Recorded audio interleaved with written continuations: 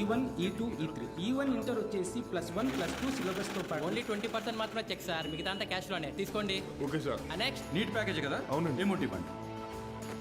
sin square x plus cos square x equal to sin square x plus cos square x 1 minus sin square x. If fx equal to cos square x, then f 2000 equal to how much? ఈ formula use చేస్తే ఇది వస్తుంది. ఇది homework, please right down. మండేకి చేసి తీసుకురండి. Class అయిపోయిందా? చెప్పిందే అర్థం కాలేదు, మళ్ళీ హోంవర్క్ అంట.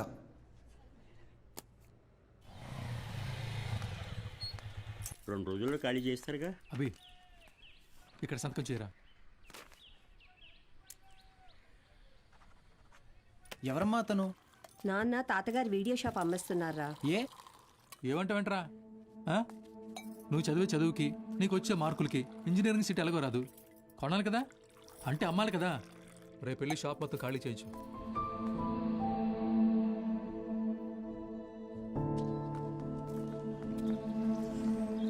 ఈ ఊర్లో పెట్టిన మొదటి వీడియో షాప్ ఇదే, మిగిలిన ఆఖరి వీడియో షాప్ ఇక లేదు. అంతా నా వల్లే. ఫీల్ అవ్వకు బాబా, నీ చదువు కోసమే కదా అమ్ముతున్నారు. బా ఓపెన్ చేసి ఎన్ని రోజులైందిరా?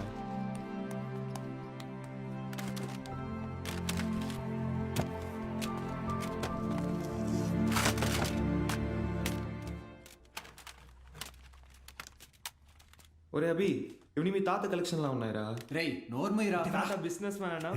వెరీ రేర్ కలెక్షన్ రా, ఇంటర్నెట్లో కూడా దొరకవు. అయితే ఇంకా వెతుకుదాం.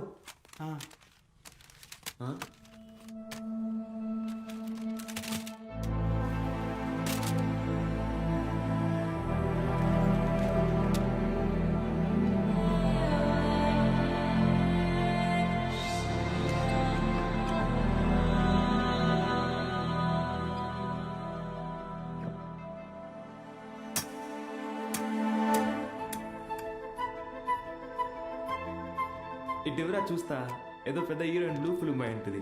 హీరోయిన్ అందుకే మీ తాత సీక్రెట్ గా దాచిపెట్టాడు. అవునా? రేయ్ టీవీ తీసుకురా.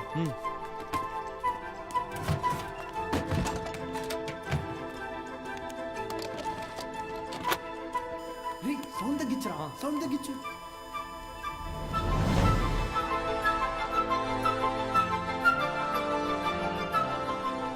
ఎవడబా వీడు? హీరో ఏదో టీచ్ చేస్తున్నాడేంటి? అరే ఇది వింటేజ్ రా, డైరెక్ట్ గా మ్యాటర్కి రారు, మెల్లమెల్లగా మూడ్లోకి తెస్తారు. First story, next screenplay, తర్వాతేనరా మ్యాటర్. అదే రా కిక్కు.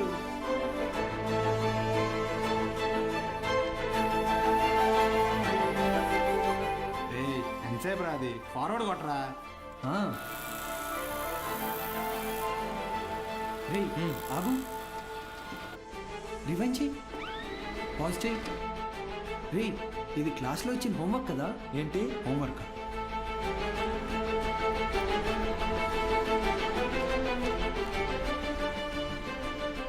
సౌండ్ పెట్టి ప్లే చేయి. f(x) is equal to cos square x plus 1 minus cos square x the whole square by sin square x plus cos to the power of 4x. Cos square x plus 1 plus cos to the power of 4x minus 2 cos square x by sin square x plus cos to the power of 4x. Understand? ఇక్కడ a minus b the whole square ఫార్ములాని use చేయాలి.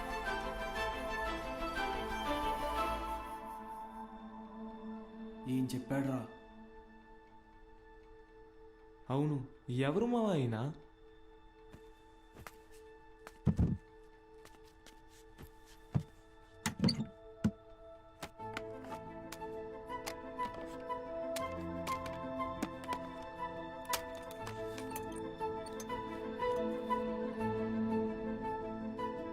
ఏ స్ఫూర్తి 4th May 2000 సిరిపురమా? అరే ఇక్కడ నుంచి 40 కిలోమీటర్లేరా. వెళ్దామా? రే ఎందుకురా? ఆ వీడియోలో ఉన్న ఇంత ట్యూషన్ చెప్పించుకుంటే ఎంసెట్లో ర్యాంక్ కొట్టచ్చు, మన ఇంట్లో వాళ్ళకి కూడా డబ్బులు మిగిల్చవచ్చు. అవును.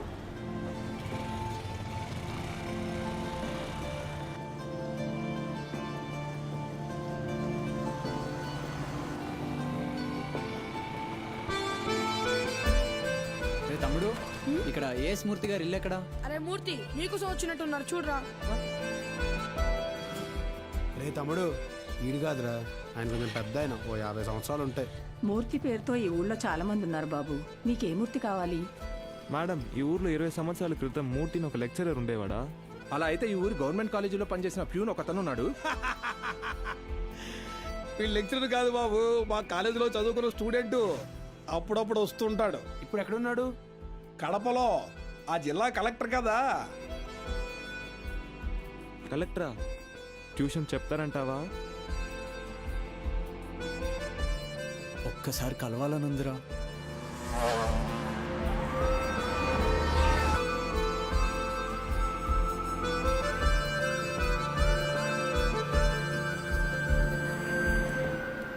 ఎక్స్క్యూజ్ మీ, చెప్పండి. మేము సిరిపురం నుంచి వచ్చాము. కలెక్టర్ గారిని కలవాలి.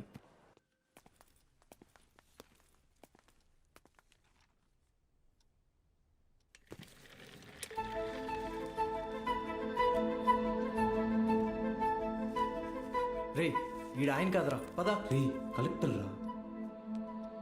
రండి వెళ్దాం. ఒకసారి అడిగి చూద్దాం. ఆయన చూస్తున్నాడు. ఏంటి, ఎవరు మీరు? ఇటు రండి.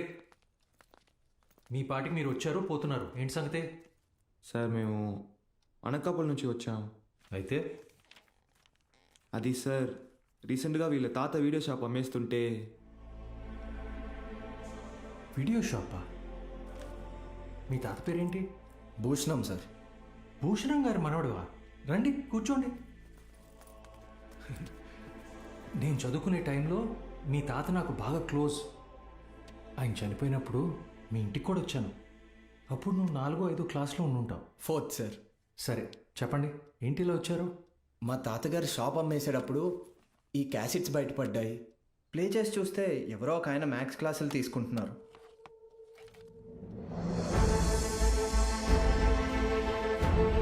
ఈ బాక్స్లో మీ పేరు కూడా రాసింది.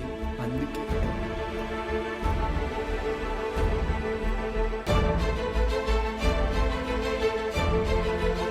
ఆ వీడియోలో ఉన్నాయని ఎవరు సార్?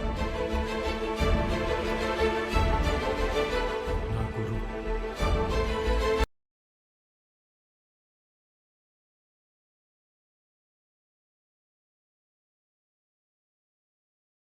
బాలు సార్.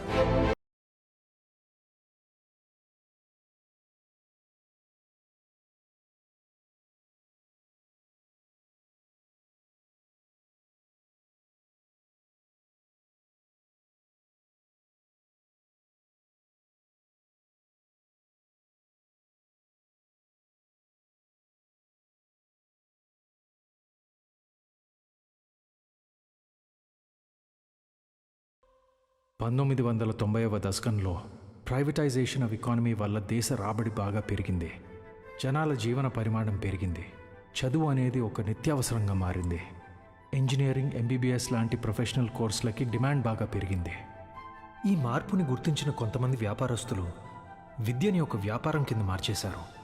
ఎక్కడికక్కడ ప్రైవేట్ జూనియర్ కాలేజెస్ని పెట్టి ఎంసెట్ కోచింగ్ పేరుతో జనాల క్రేజ్ని సొమ్ము చేసుకోవటం మొదలుపెట్టారు. క్వాలిటీ ఆఫ్ ఎడ్యుకేషన్ పేరుతో ఇష్టానుసారం ఫీజులు పెంచేశారు.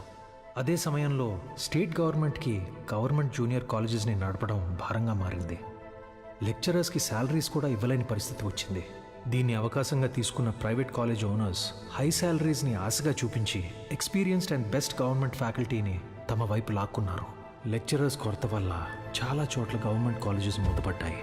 ప్రైవేట్ కాలేజెస్లో చదవలేని పేద విద్యార్థులకి చదువు ఒక అందని ద్రాక్ష కింద మారింది. దాంతో వాళ్ల తల్లిదండ్రులు ఆందోళనకు దిగారు. గవర్నమెంట్ కాలేజీల మూసివేతకి, ప్రైవేట్ కాలేజీల దందాకి వ్యతిరేకంగా ఆపోజిషన్ లీడర్స్ నిరసన తెలియజేశారు.